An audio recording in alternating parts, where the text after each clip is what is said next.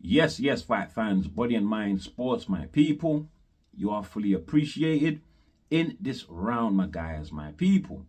Let me start with Fabio Woodley versus Justice Huni. Fight that took place in Ipswich Town. Fabio's very own backyard, my guys, my people. What an epic fight. That fight there will be etched in the memory of fans for time to come. This generation ain't gonna forget that fight there. I guarantee you. That was a super fight. What a great matchup. What a great matchup. Queensbury Promotions, Matchroom, Eddie Hearn, Frank Warren. My God. Listen, to hell with all the criticisms that they're placing on Eddie Hearn, that he keeps losing to Frank Warren. To hell, look at the talent that he's bringing into the sport. Because I was super impressed with Justice Huni.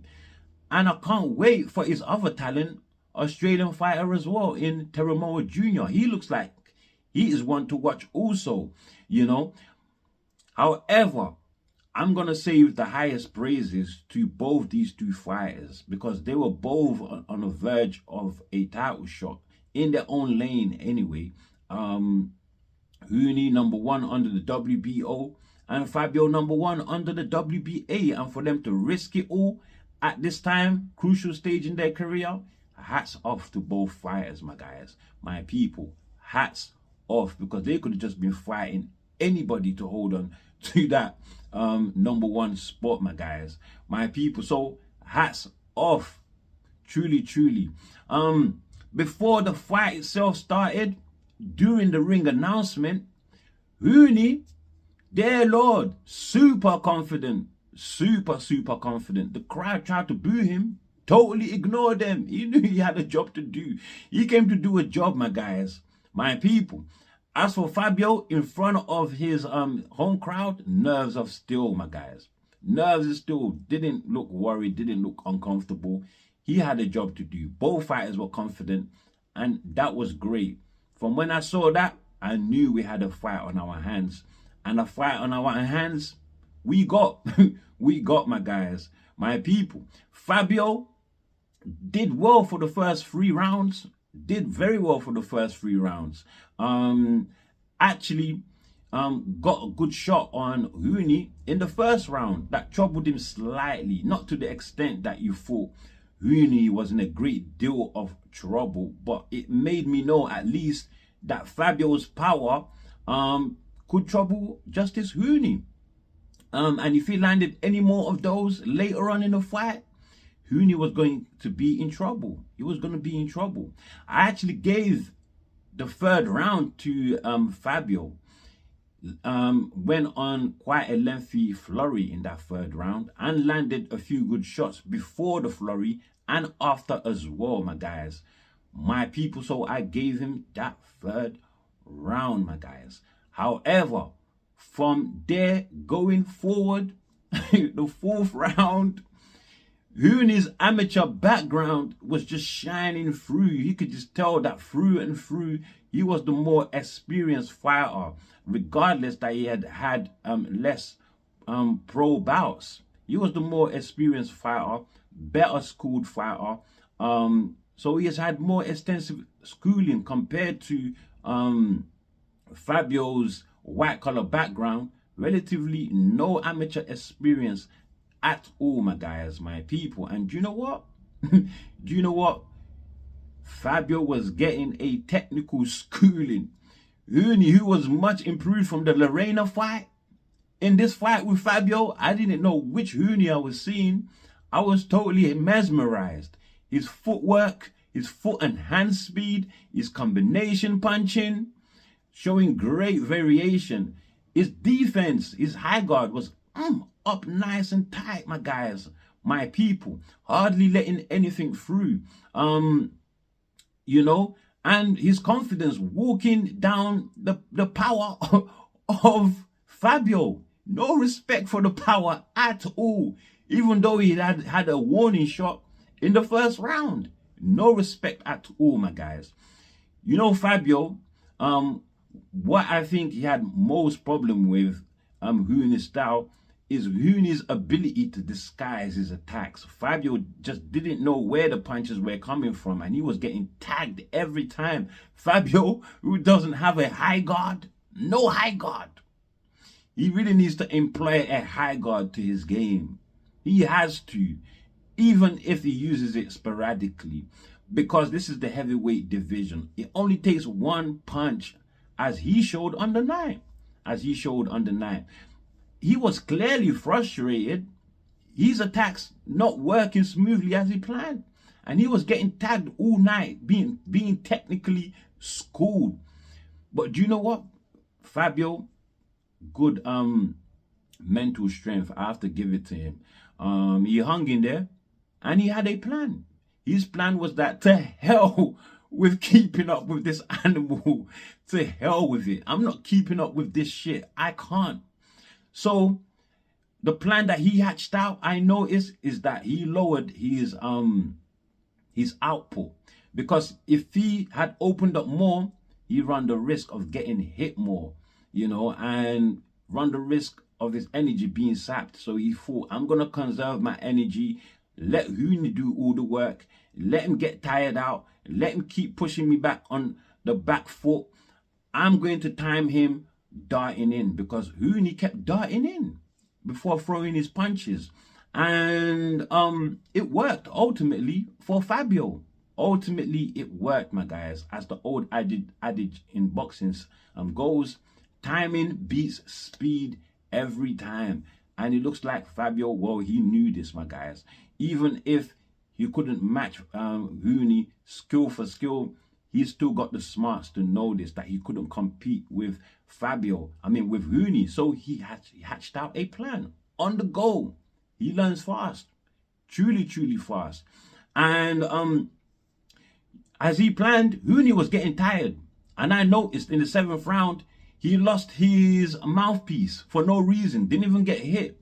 That shows you he spat it out to get some air, my guys, my people, and some extra time to breathe.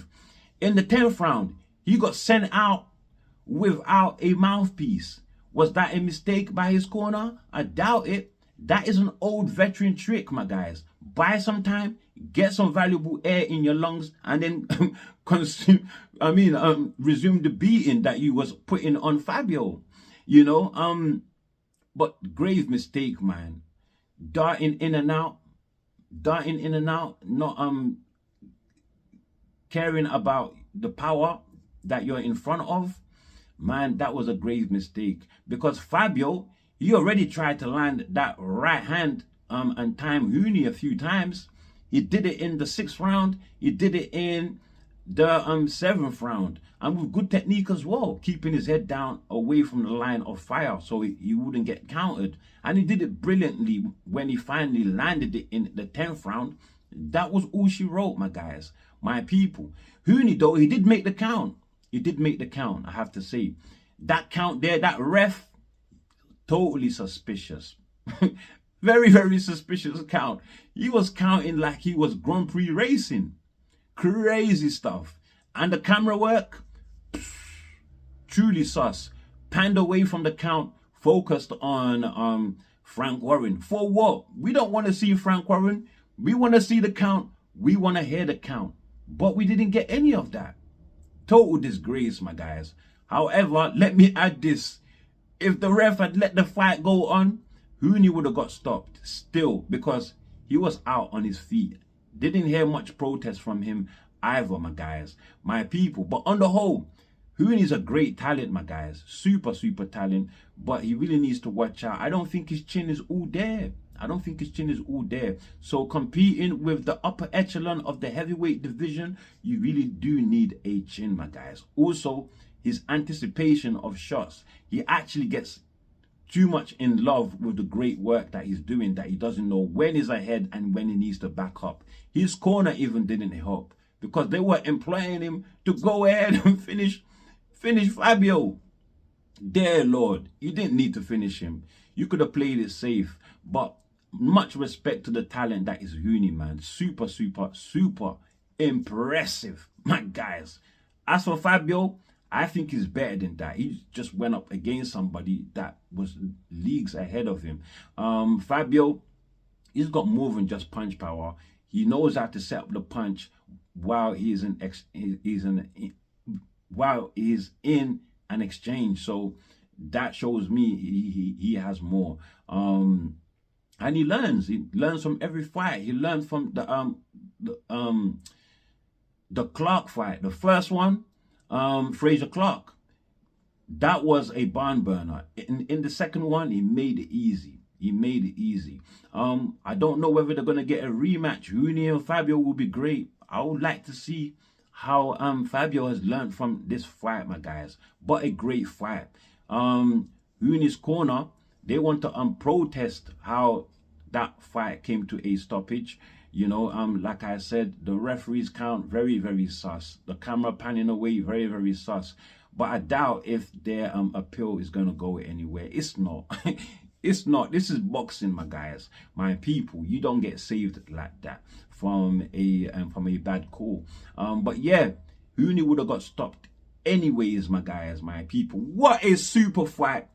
I want to see more fights like this, my guys. Please, my people, drop in the comments, tell me what you think. Your opinion is very, very valuable, my guys. My people, on to the next one. Okay, people, so that was the heavyweight division. Now let's pan over to the cruiserweight division, where we had Jai Opetaia, my guys, my people, at the Gold Coast Conventional Centre in Australia. Jai Opetaia, another Australian sensation, that is making noise in the cruiserweight division.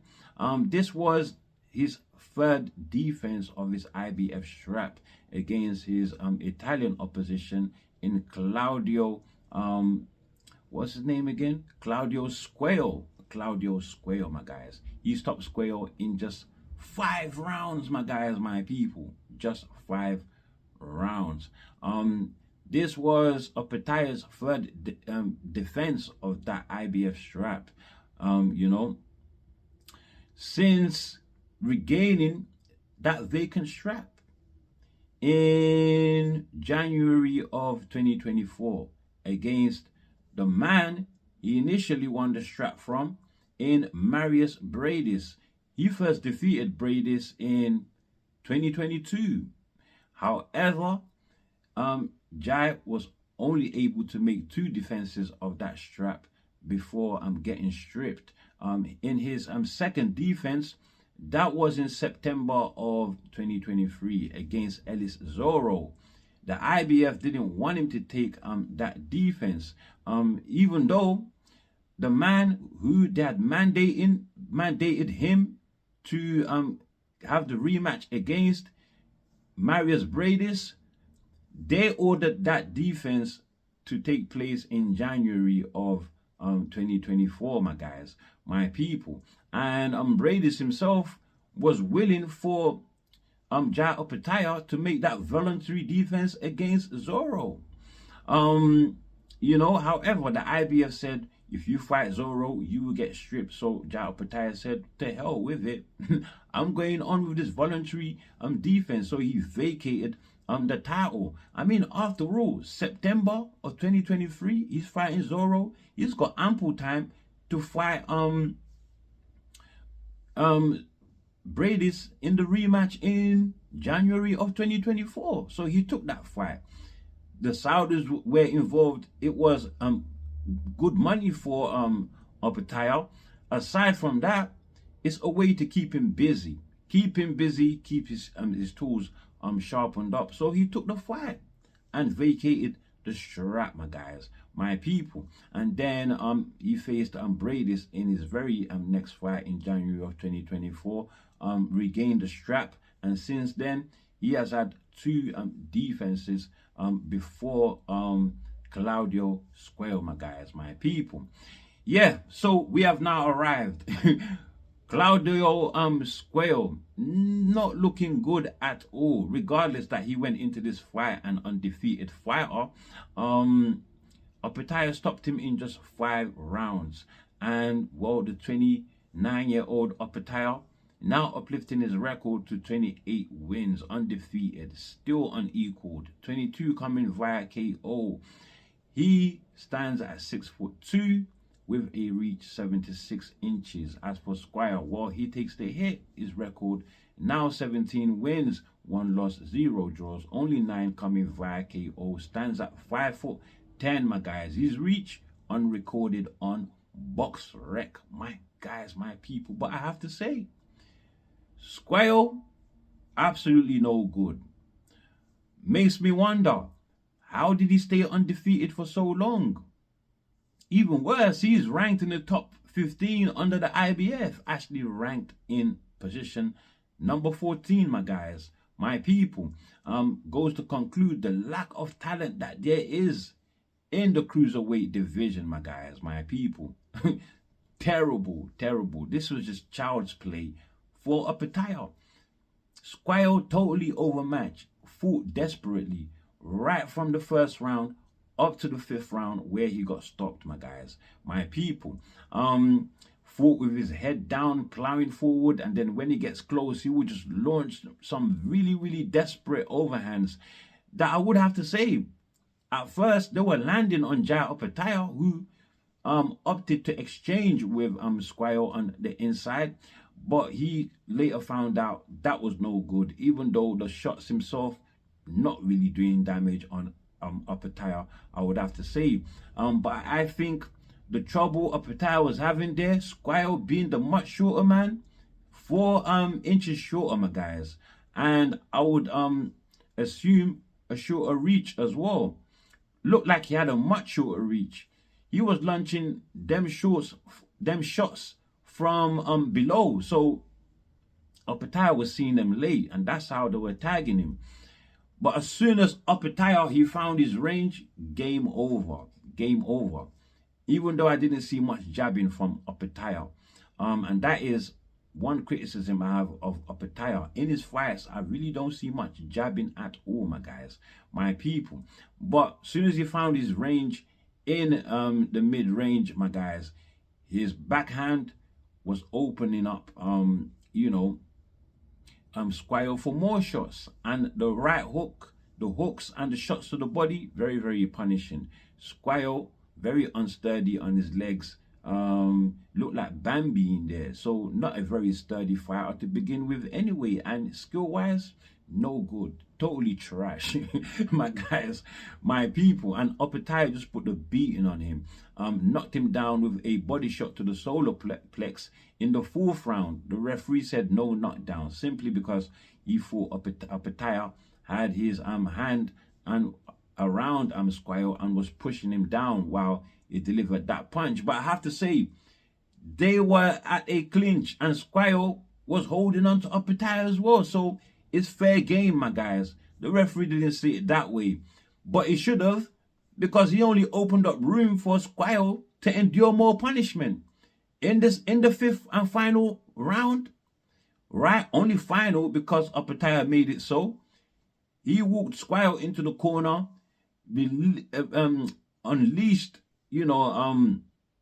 some heavy punches on Squeo, walking him to the corner, trapping him there, and then bam, with the right hook, and that was all she wrote. Squeo knew not to get up that time around. He had had enough, and thankfully so, my guys, my people, because this fight here, I don't know, man, where they got this guy from, but he was totally overmatched. So great win there for Opetaia in his 3rd defense since getting back the IBF, my guys, my people. But look, he is hunting for a unification with Zurdo Ramirez, the WBO and WBA title holder. He says Ramirez is shook of him. So what he's going to do, Ramirez, who's fighting on the undercard of Jake Paul and Chavez Jr. on the 28th of this month, my guys. Opetaia plans to take front seat to watch Zurdo Ramirez versus what's his opponent again? Unil, I forgot his last name, Unil something. I've never really heard of him or watched him fight. Opetaia is Zerdo is defending his straps against Unel. And you know what? He says he's going to call out Zerdo, on that night. So he's going to be watching that fight. He's going to call him out, and he hopes he can apply the pressure to make the fight happen, because he doesn't feel if he's sitting back, the fight will happen. In fact, he feels only Turkey is the man that can deliver this fight. But Zerdo, look, he's under protection, my guys, by Oscar De La Hoya and Golden Boy, who is known for protecting fighters. Did it against did it with Jose Zepeda and Shakur for how long? Until we are now finally getting the fight in July. Also done it with Ryan Garcia and Tank Davis. It was Ryan that made that fight happen, So yeah, I really hope we can get this unification of Opetaia and Zerdo. It is needed for boxing. But when it happens, I think Zerdo really wins. I think Zerdo is the much more polished boxer. He can punch, he can move, he's got everything. If you saw how he destroyed CBS, whoo. But look, let's get this fight. Can't wait for it, my guys, my people, when it finally happens. That is what Opetaia wants first, before the industry starts talking about any conversations of him moving up to heavyweight, which he's planning, but when he conquers the cruiserweight division, my guys, my people. With that said, I did want to give my take and reaction as well on those fights that took those other fights that took place this past weekend as well. In particular, Callum Simpson versus Ivan Zerko. That was in the 168-pound division, so super middleweight. And also Adam Azim, who was supposed to be fighting, who was the fighter again? A Mexican fighter, Elliot Chavez.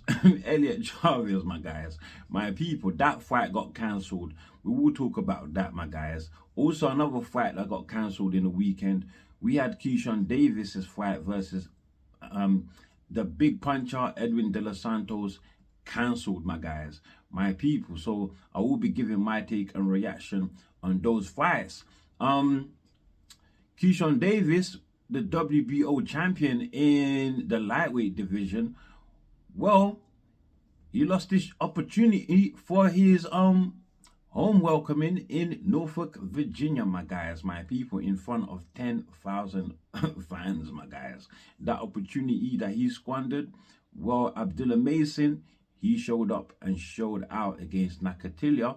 We will talk about those fights, my guys, my people. I'm going to leave it for another video, and that is coming real soon.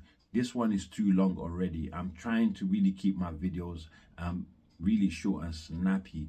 Don't really want to be going over too much over 22 minutes, 23 minutes. You understand? If I can make it much shorter, I'm going to do so, my guys, my people. But I do like to talk and talk freely, to tell you the truth.